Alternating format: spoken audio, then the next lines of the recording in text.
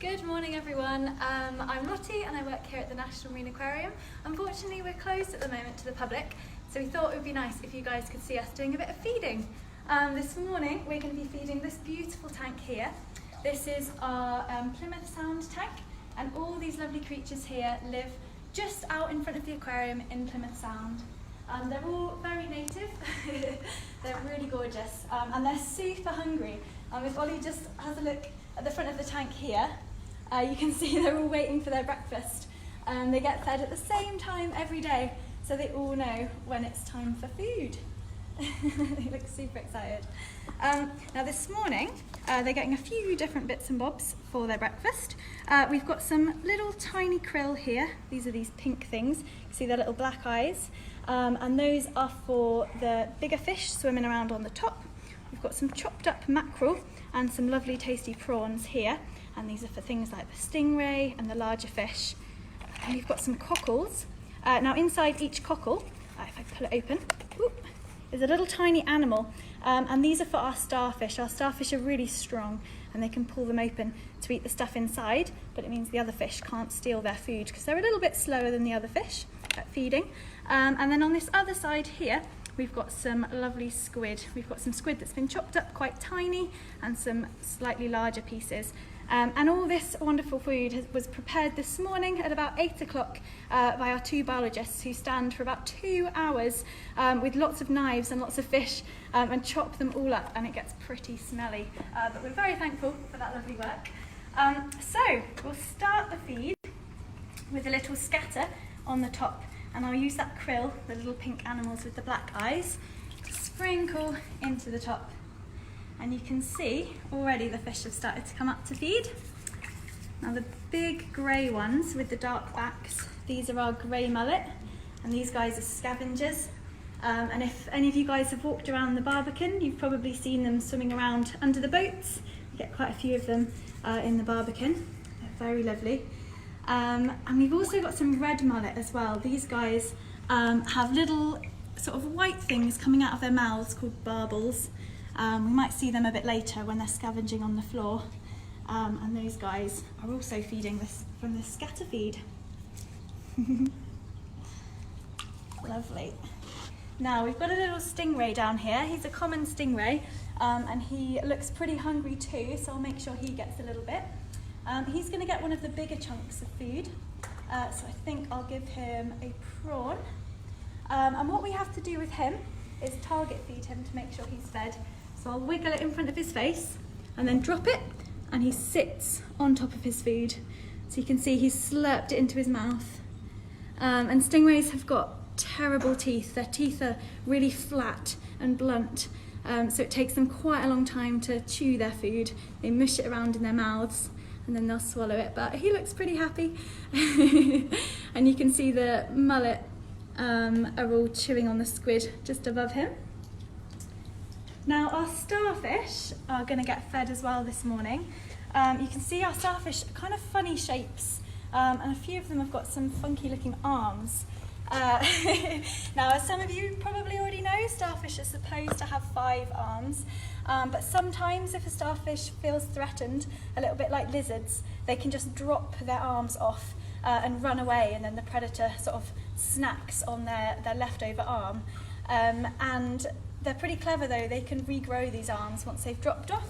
So there's one just up here who unfortunately lost 3 arms, but because starfish are so clever, despite having no brain, they have managed to grow back his 3 extra little legs. So in a few months' time he'll have 5 legs, like all the other starfish. So as I said earlier, I'm going to give these guys some little cockles, and then we'll watch them feeding on them. So go to this one here. I'm going to put the cockle near his arms, and then these little wiggly feet, they're called tube feet. They're starting to move because they can taste the cockle, and it's quite slow, but they are starting to stick to it. And once they've got hold of the cockle, I can let go because I know the other fish won't steal it. So they're just holding on to it there if I let go. And he can taste it, he looks pretty hungry. So what this starfish is going to do now is slowly pull the cockle down to his mouth. And if you can see that the picture, See if you can work out where his mouth is.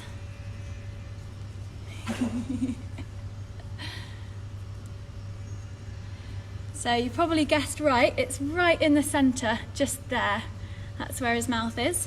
So he's pulling the cockle down to his mouth, and once he gets it all the way down to his mouth, he can start feeding.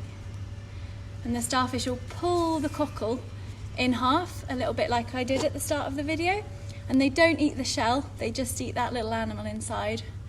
And they push their stomach from their inside of their body, out of their mouth and into the shell, and they turn that little animal into the shell, into a little smoothie, and it's all mushy, and then they can slurp their stomach back inside their body. It's pretty gross. There's a second starfish here who's managed to get his arm towards the food of the other starfish, so I'm going to give him a little cockle as well to try and keep him away, because we don't want them squabbling. And you can see the starfish who's got the cockle, he's taking it down into his mouth. Oh, someone's just asked, is the cockle alive? That's a really good question. These cockles aren't alive, but the starfish could easily get live cockles and open them. We don't give them live ones here because it would be a little bit difficult to keep so many alive. We get them from the fisheries next door, but that's a really good question. So the starfish has got the cockle now, and what he'll be doing is pulling it open with those little tube feet. They're really sticky and strong. So he'll pull that shell in half. It's really beautiful. And starfish are quite slow, and they do look beautiful, but they are quite ferocious predators in rock pools.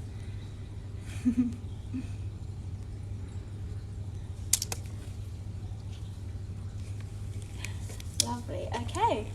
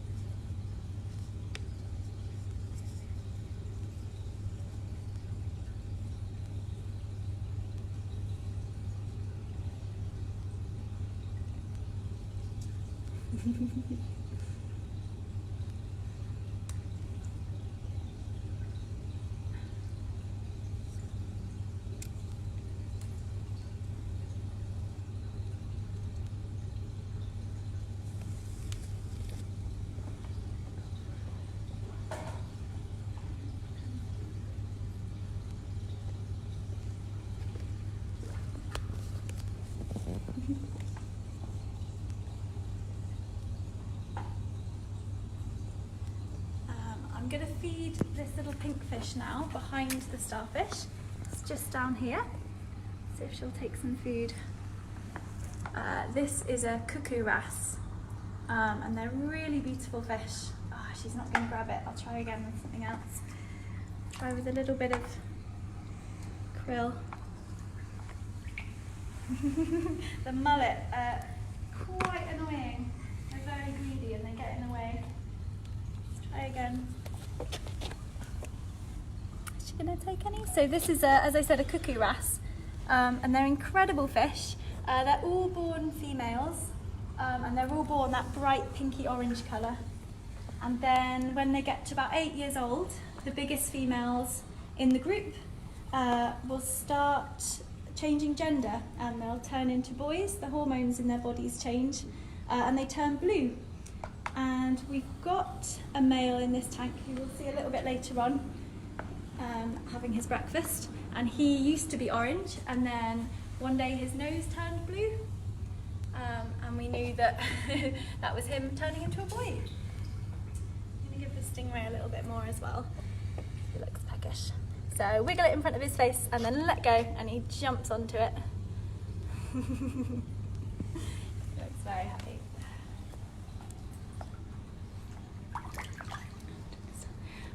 Someone has just asked, how often do the starfish feed? How often will you remove the shells from their food from the bottom of the tank? That's a really good question. So we feed the starfish here once a week. Starfish don't use very much energy. They don't run very fast, they don't move very far, so we only feed them once a week. And it takes them sort of almost all day to let go of their shells. So tomorrow morning when we come in, there'll be lots of cockle shells on the floor, and we'll go around and collect them from the bottom of the tank. That's a brilliant question. Do keep asking questions. So all the mullet are still feeding, very hungry, and we'll have a look for our bigger animals. Oh, we've got a few more starfish to feed as well. This poor little guy here has got 4 arms.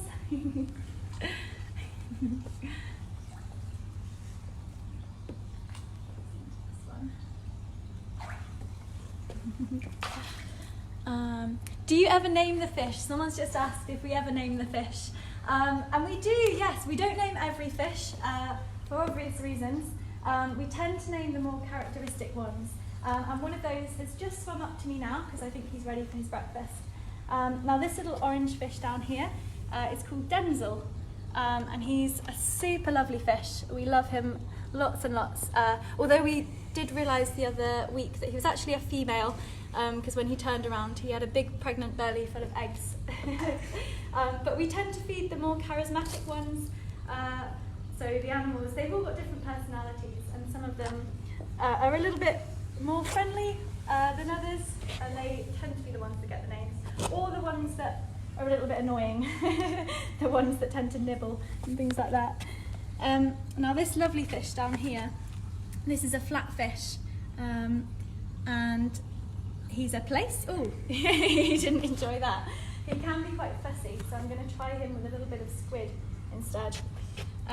Now these are very strange looking fish. When they're born, they're sort of upright, like the other fish you can see in here. And then as they get bigger, the stingray's trying to steal the feed, just sat on his face. As they get bigger, they just flop onto their side, and their eyeball moves around their head. So Ollie wants me to show you. They flop onto their side like this, and their eyeball goes whoop, all the way around their head onto their side. And so they have to spend the rest of their life lying on their side, looking a little bit strange. But it helps them camouflage because they can get really flat on the ground and they can change the colour of their skin. So they can wait there for little fish to swim past that they can snack on. So I'll give this little ray a little bit more. And then I'm going to give Denzil a little bit more too, the little boarfish. We particularly like Denzil because he looks a little bit strange. Boarfish like Denzil, where's he gone? He's swum away. Oh, just at the back there. They like to live quite deep in the ocean, and the deeper you get in the ocean, the darker it gets. And there's different zones that go all the way down. And because he likes to live where it's quite dark, he's got massive eyes. He's a really funny looking thing. Now the Cuckoo Wrasse that I was talking about earlier, the one that changed gender from female to male, has just popped up because he looks kind of hungry. And you can see he's still got some of those sort of orange colours in his body from when he was a female. I'll try and get him to come a little bit closer. Come on, little fella. Oh no.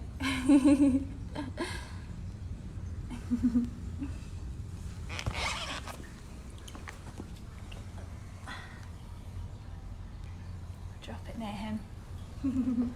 So the animals in here, oh, we've got another question. What happened to the 4-armed starfish? Oh, good question. So we don't always know why they've dropped their arms. Sometimes it can be if they get a little bit stressed. That's sort of the only explanation we have for it. Or sometimes as they get older, they just start to lose their arms. How many times do you feed the fish? Oh, another good question.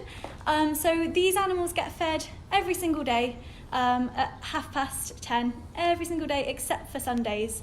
On Sundays we give them a rest day because in the wild they wouldn't necessarily eat every day, and we want to make sure they're having a similar experience to that.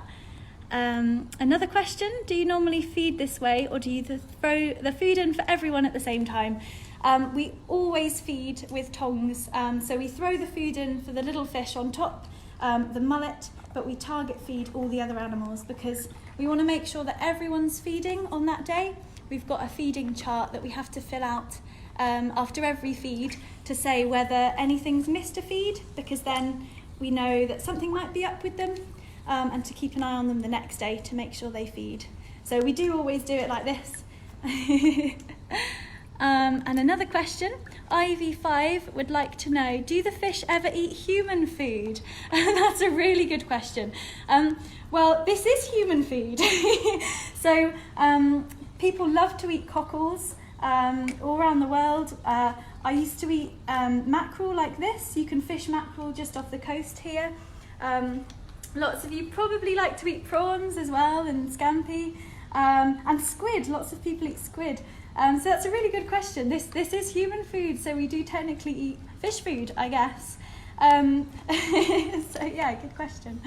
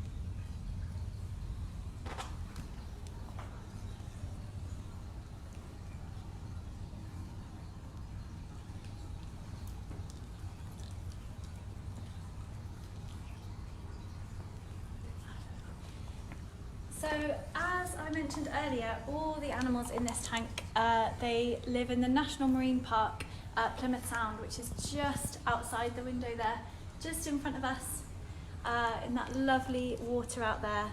Now the waters outside Plymouth Sound are super rich, and they're full of different life, and that's because we're just really lucky here. We've got 2 estuaries that flow into Plymouth Sound, and those estuaries have got mud flats which are full of lots of delicious food, and they pump lots of nutrients out into Plymouth Sound.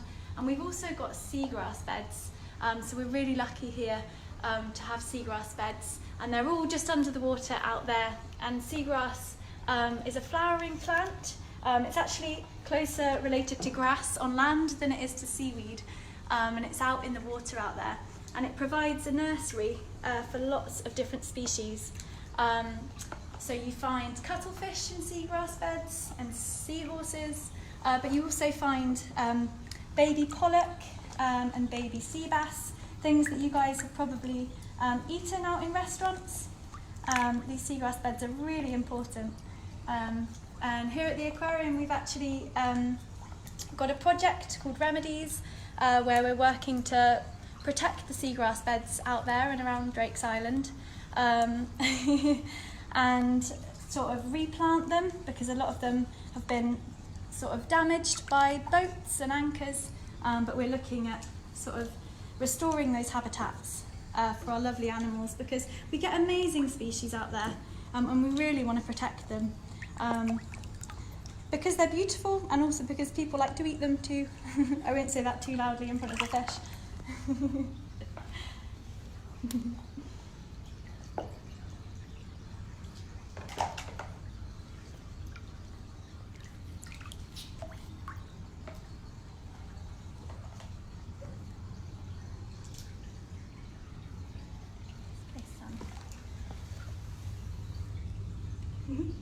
So he's the flatfish, the one that I said earlier was on his side.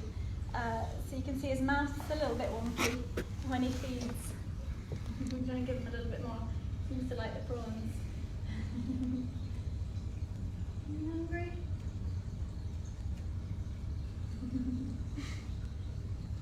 No, he doesn't want any more. Ooh.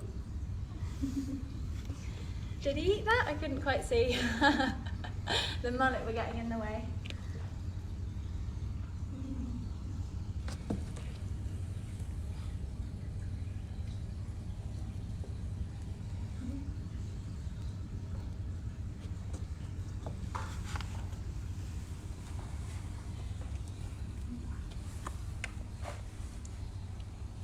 So now you can see with the little red mullet at the bottom, the barbels. So they're those little white things. They look a little bit like a moustache sticking off their faces. And they use those just like a tongue. So they're tasting the floor and they're searching for little scraps that have been dropped by the fish above them. And that makes these guys scavenger fish. They're scavenging, oh I can't say that word, for food. They look really strange. They're really funny.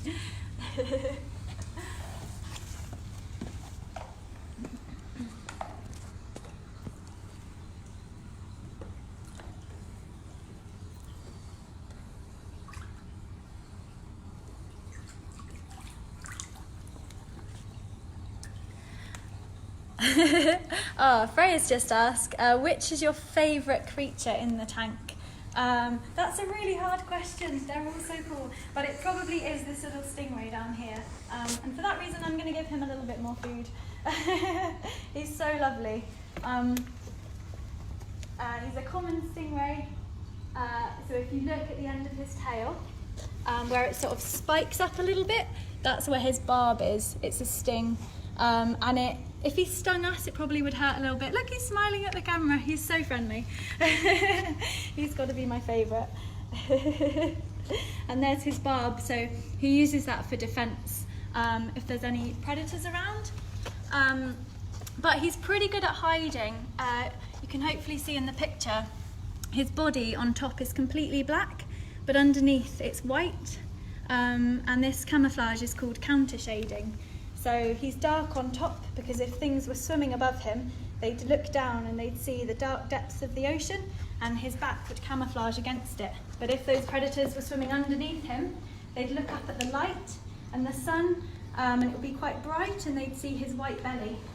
So it's really clever, and you see that in lots of different species and in sharks as well. If you think about great white sharks, they've got that counter shading as well. It's a really good adaptation.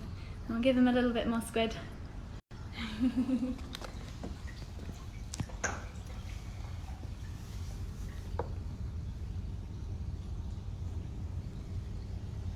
Oh. That place is so fussy. He will only eat prawns.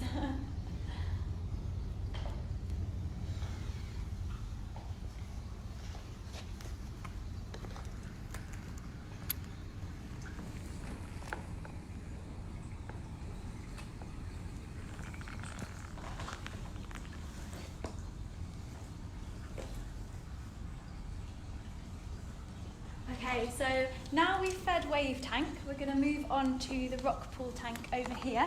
Now this tank looks like a rock pool, and it's got lots of species in it that you'd find in rock pools around Plymouth, so at like Mountbatten, Jenny Cliff, beaches like that.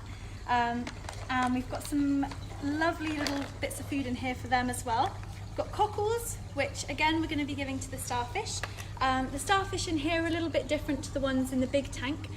Those ones are spiny starfish. These ones are common starfish, and they're orange and they're very cute looking. And they eat the same thing, they're going to eat the cockles. Then we've got some chopped up squid here, and some krill like in the other tank. I'll just break that up a little bit. And then we've also got some squid, again, these squid rings, very fancy. So in this tank, we have to do a scatter feed, but you have to target the fish a little bit more because there's quite a few of them and they do squabble a little bit. So these little guys are called Blennies. And you've probably seen these if you've been rock pooling. You sometimes see them when they're this big in the big rock pools, but in little rock pools, if you look over into a rock pool and you see something dart away, it's usually a little baby Blenny, like these guys. And they're really well camouflaged. You can see they're the same colour as the rocks, their skin changes colour. And they just sit there all day waiting for things to swim past. And these fish can actually stay out of water. So in rock pools, when the tide goes out, the rock pools get exposed. And sometimes these guys can sit in rocks, in little holes in the rocks, and the water goes down, and they cover themselves in snot, this mucousy layer, and it keeps them nice and damp, which means they can stay there all day until the tide comes back in again. So they're really well adapted, these little fish. They're amazing. And you might notice some of these Blennies, their skin is black, like this little guy down here. He's got black skin and a white mouth. I'm going to give him a little piece now. Now this is a male, so when the females lay eggs in the rocks, the male's skin turns black and they guard them, they protect them against predators, and they clean them as well. And the eggs take about 20 days to develop, and then all the little tiny babies swim out and the males leave the nest and they turn brown again. So I've got a couple of the black males in here. And you can see these Blennies that have been on the sand are a lot paler than the ones that have been in the rocks. Now this big fish is a wrasse. It's a Ballan wrasse. She's just swimming away. She heard me, camera shy. And all these Blennies are waiting for their food. So this one down here is really pale because she's been sat out on the sand. But they do change colour pretty quickly. They're amazing. So I'll start distributing the cockles to the starfish. Now with these guys, I'll often just leave the cockles on the floor for them like this. Because as you saw earlier, it takes them quite a while to grab the cockle and they'll smell it pretty quickly. So instead of me waiting for ages for them to grab hold of it, they'll just slide down the rocks and take it themselves. This one down here. There we go. These Blennies still look hungry, so I'll give them a little bit of squid.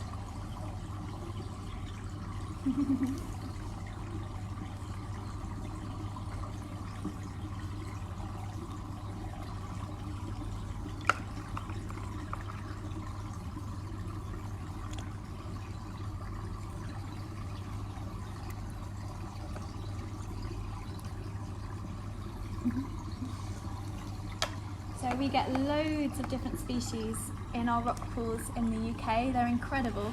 Don't know if any of you guys have ever been rock pooling before. If you have, do write on the thing and tell us what you've seen. But we get different species of starfish, loads and loads of different crabs.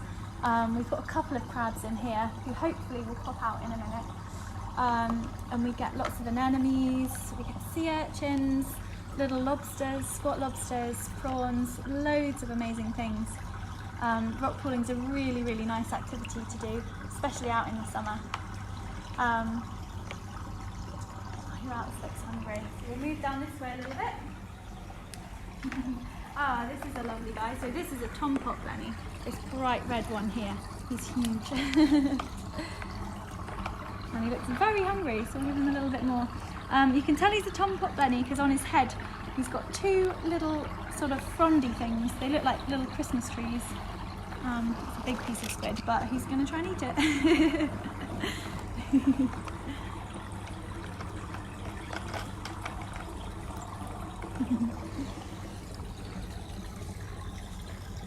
Another little cockle down for the starfish.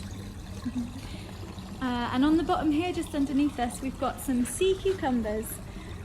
These are these black spiky animals. So these guys don't get fed in the rockpool feed because they're scavengers, and they'll just go through the sand at night and filter all the little bits of chomped up food out of the sand. So we don't need to worry about them.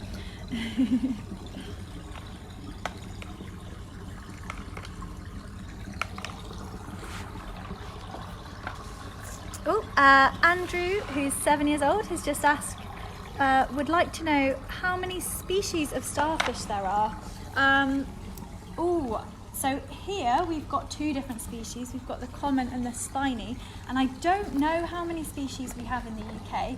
I know down here we get a few different ones. We get cushion starfish, which are tiny little chubby ones, and spiny starfish and brittle stars, but there's so many other ones that I just don't know. You'll have to Google that one, I'm afraid, but really good question.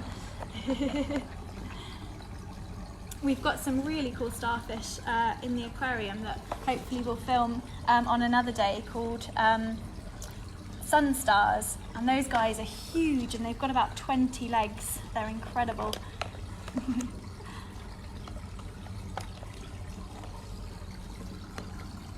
So the little grey fish swimming around on top, these are baby grey mullet. So the fish in these tanks, they move around quite a lot. When they're babies, we keep them in little tanks, and then they gradually, as they grow, they move up into bigger tanks until they're put downstairs in our Eddystone tank. So these guys are quite small at the moment.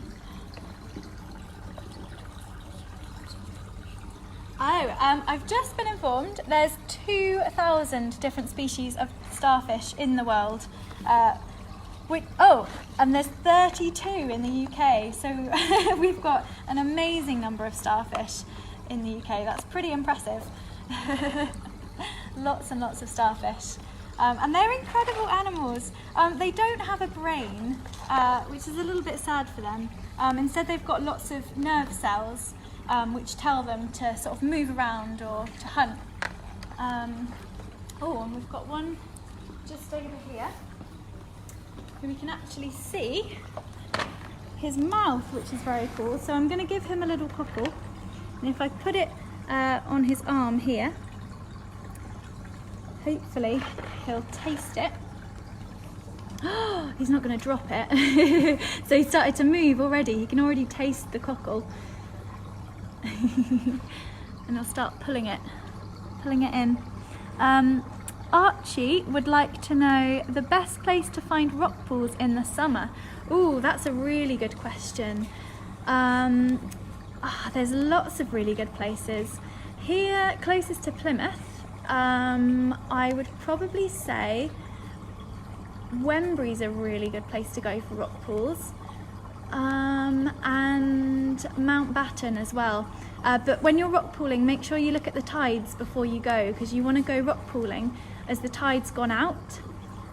So if you search UK tides in Plymouth on Google, it'll tell you what time of day is low tide, and that's when you want to go rock pooling, because if you go out at high tide, all the rock pools are covered over and you won't find anything, which is very annoying. So make sure you look at the tides before you go. But yeah, Jenny Cliff, Mountbatten, Wembury, there's lots of lovely places.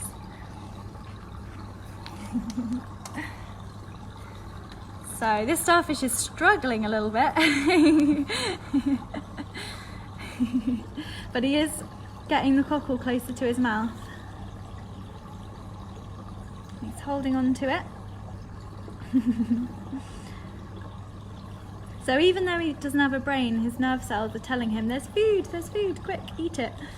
And he's curling around it to protect it from the mullet. He doesn't want them to steal it.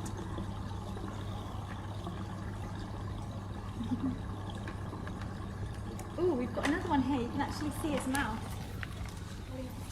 Here. So if you look right in the centre, that's where his mouth is. And that's the little tiny hole that he'll push his stomach through. And he'll push that through into the cockle. That there.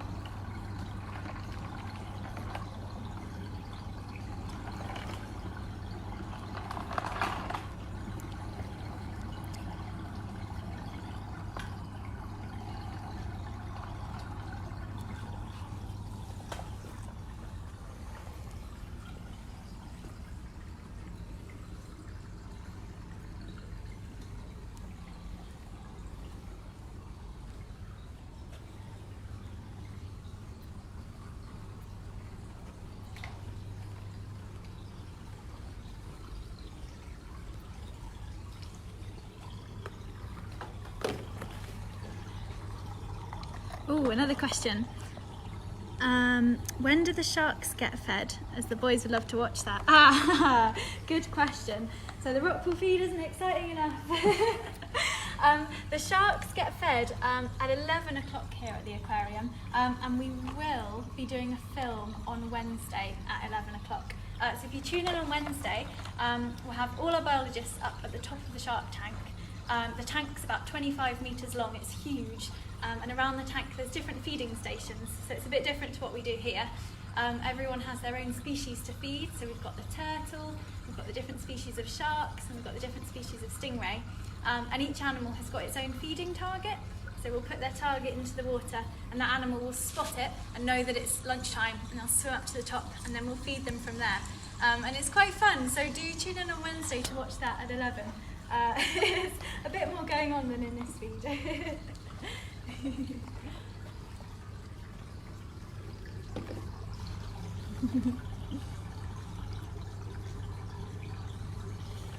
Oh, another question. If someone was interested in working or volunteer at the aquarium, what entry requirements would be expected? Oh, that's a really good question. So we've got loads of volunteers here at the aquarium, and they volunteer on our public and community engagement team. And we've got volunteers with loads of different interests and different qualifications. basically, if you like talking to people and you like fish, come and volunteer here. We're always looking for new volunteers. We've got a volunteer, Jill, who's been here for 18 years. She's amazing. And we've got volunteers who study English. Some of them study marine biology, but we do have a big mixture of different people. We've got some retired volunteers as well who come in their free time, which is very lovely. We do internships here as well with the biologists. For that, you ideally need to be studying marine biology, and that's a 3-month internship here. What else do we do? Just lots of different bits and bobs. The people that work here, some of them have degrees, so I've got a degree in biology. A lot of the people I work with have degrees in marine biology, but Charlie, who's the head biologist here, has a degree in English, so it really doesn't matter as long as you've got a passionate interest and you really care about animals. You can work here. It's a lovely place to work. It's very fun. Oh, another question. Do you change the depth of the pool water to mimic water going in and out? That's a really good question. So we don't do that in this tank here because it requires a little bit of electricity and some technology, which does tend to go wrong. But we do have a tank over here. Should we go have a look at it? And this is our tide tank. So in this tank we drop the water throughout the day. So at the moment you can see it's high tide because the tank is full. And in here we've got a few Blennies. There's some of them stuck to the wall. There's one of them just at the bottom here. And we've got some shrimp in here as well. There's one just up in the corner. They're quite hard to see because they're see-through. But he's just sat at the bottom of the rocks. And he's kind of grey. He looks like a prawn. They're very cool. And these guys, when the tide starts going down in this tank, they all have to start hiding. There's a Blenny sat in the hole. He's sort of ready for the tide to go down. He's just behind the seaweed. You can see his little face poking out. And as the water drops in this tank, he'll cover himself in mucus and wait in the hole for it to come back up again. Really well adapted, these animals. Very, very lovely.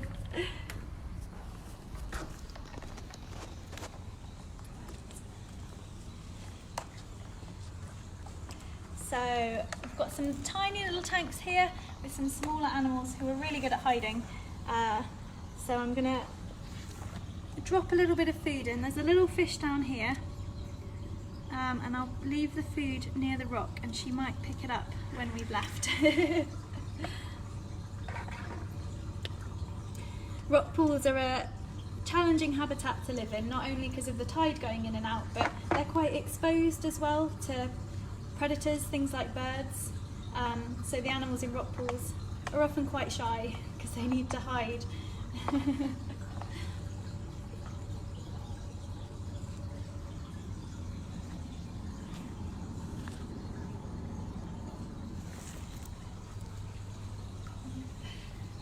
In this little rock pool here, we've got some very cool hermit crabs.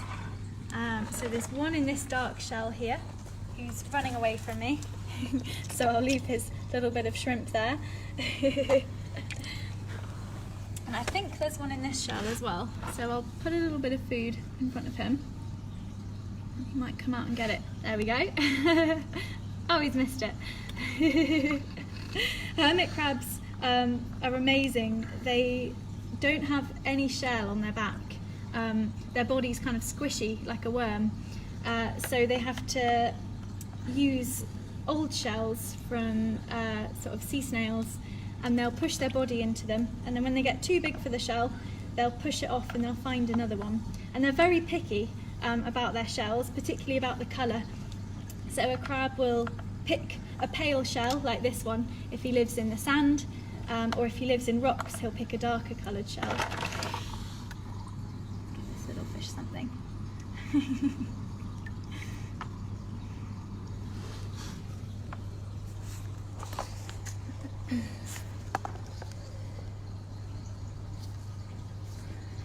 I've had a few questions about starfish going to the toilet. That's an excellent question, because as I said, their mouth is in the centre of their body, They do poo through their mouths, so very lovely. Very good question.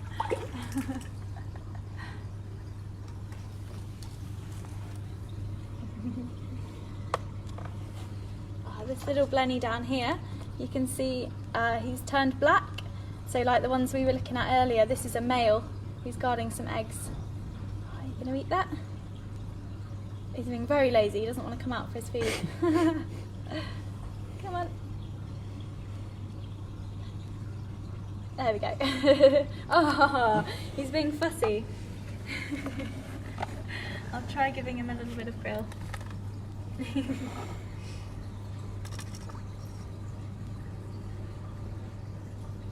We'll leave some there for him. If they don't eat now, they'll come out a little bit later to finish it off.